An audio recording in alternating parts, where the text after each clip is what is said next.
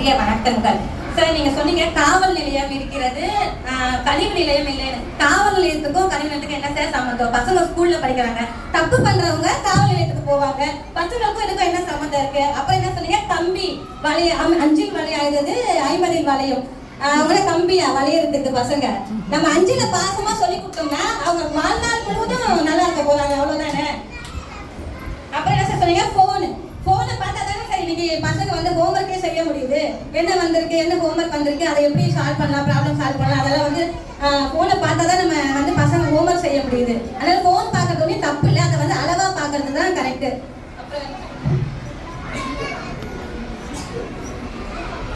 அடிமேல அடி வச்சு அம்மி நகருமா, கல்லா பசங்க அடிமேல அடி வச்சு அம்மி நகர்ந்துட்டே போறதுக்கு இல்ல கனிவா இருந்தாலே நம்ம பசங்க வந்து எல்லாத்தையும் கேட்டுப்பாங்க.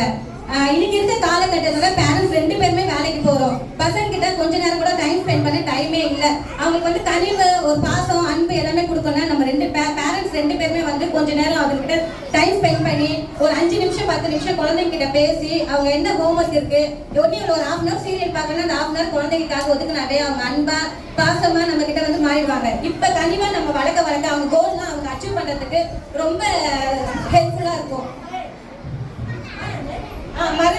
மருந்து வந்து கசப்பை கண்டிப்பா தான் கொடுக்கணும்னு அவசியம் இல்லை. அதுக்குதான் நாங்க தாய்மார்கள் என்ன பண்றோம், நாங்க மருந்தை தேன்ல குழைச்சி குழந்தைங்களுக்கு ஊட்டிக்கிட்டு அதை சுவையா தான் அன்பா கொடுக்குறோம். நாங்க திருவள்ளுவரே வந்து 10 திருக்குறள் வந்து அன்பா இருக்கணும் தான் சொல்லியிருக்காங்க. அன்புதான் என்னைக்குமே ஜெயிக்கும். கனிவா இருந்தாதான் என்னைக்குமே அந்த பிள்ளைங்க வந்து அவங்க லைஃப்ல சக்சஸ்ஃபுல்லா வருவாங்க. ஒரு ஸ்கூலுக்கு ஒரு பசங்களை அனுப்பி வைக்கிறோம். காலையில நீங்க பேரண்ட்ஸ் எத்தனை பேர் அவங்களுக்கு நம்ம சின்ன பசங்க தான் வச்சிருக்கோம், அவங்களுக்கு ஒரு கட்டி பிடிச்சி ஒரு முட்டை கொடுத்து போயிட்டு வாங்க குட்டிங்களான்னு சொல்லி பாருங்க. அவங்க எனர்ஜி அன்னைக்கு ஃபுல்லாவே நல்லா இருக்கும். காலையில போறவங்க ஸ்கூலுக்கு பசங்க அங்க என்ன ஸ்பேஸ் பண்றாங்கன்னு நமக்கு தெரியாது.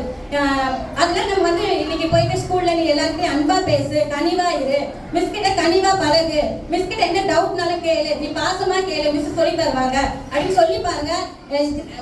நெக்ஸ்ட் வர ஜெனரேஷனே அப்படியே கனிவா நல்ல பாசமா மாறிடுவாங்க. அது மட்டும் இல்லாத இப்ப நம்ம சென்ட் மார்க் ஸ்கூல் டீச்சர்ஸும் நம்ம சிஸ்டரும் இருக்காங்க. நம்ம உள்ள வரப்ப சிஸ்டர் நம்மளை பார்த்து அழகா அந்த கேட்டை திறக்கிறப்ப ஒரு சிரிப்பாங்க பாருங்க, அப்படி இருக்கும். இந்த ஸ்கூல்ல நம்ம பிள்ளைங்களை சேர்த்ததுக்கும்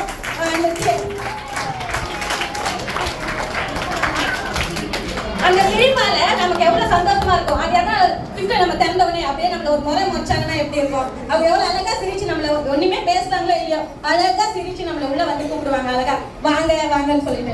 அதே மாதிரி டீச்சர்ஸ்க்கும் ஸ்கூல் பசங்களுக்கும் இருக்க பாண்டிங்கே இப்ப மாறி போச்சு. முதல்ல டீச்சர்ஸ்னா பயம், கண்டிப்பா அப்படிலாம் இல்லை. இப்ப வந்து எல்லா பசங்களையும் கேளுங்க, உங்க டீச்சர்ஸ் வந்து எப்படி இருக்காங்கன்னு அவங்க கிட்ட யாருமே கண்டிப்பாலாம் நடந்துக்கிறதே இல்லை. எல்லாருமே அன்பா பாசமா சொல்லி கொடுத்துதான் அவங்க டீச் பண்றாங்க. அந்த அளவுக்கு அவங்களை வந்து அவங்க தயார்படுத்திட்டு இருக்கிறாங்க. ஆமா, சிஸ்டர்ல இருந்து ஆரம்பிச்சாலே போதும், கனிவா அவங்க கிட்ட இருந்தே கத்துக்கலாம். நிறைய பசங்களாம் அப்படிதான் லெவலா வந்துட்டு இருக்கிறாங்க.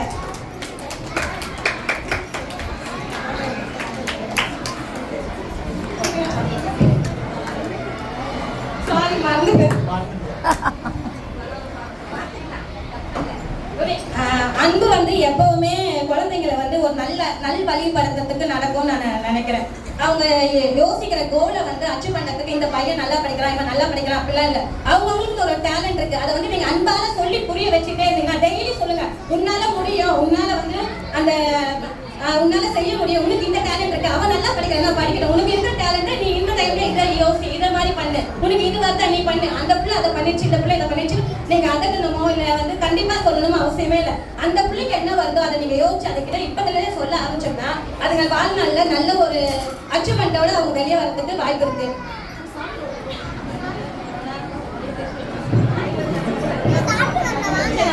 நிறைய பேசணும் வந்து எனக்கு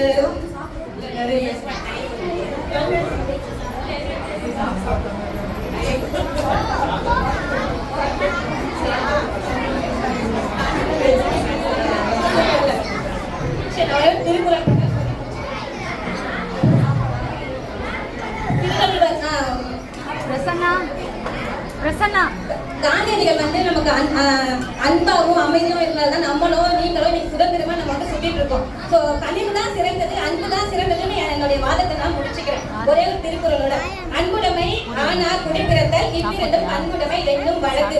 திருவள்ளுவரும் ஒரு பசங்களை வந்து கண்டிப்பா வளர்க்கணும்னு சொன்னேன். அவன் இப்பத்துல இருந்து கண்டிப்பா அவங்க ஒரு ஸ்ட்ரிக்ட் ஒரு வில்லன் ஆயிடுவான். அப்ப சார் நீங்க காமெடி பீஸ் சொன்னீங்கன்னா அதை மறந்துட்டேன் நான். காமெடி பீஸா ஆகிறதுக்கு நம்ம வந்து காமெடி பீஸ் ஆயிட்டு நம்ம பசங்களை ஹீரோயின் ஆகிறது தப்பே இல்லை. நம்ம அதனால காமெடி ஆகிறதுனால ஒரு தப்பும் இல்லை. சரிங்களா? காமெடி பீஸ் சொன்னா தப்பு இல்லை. அவ்வளவுதான் நான் சொல்றேன். Okay, thank you. நன்றி புவனேஸ்வரி மேடம்.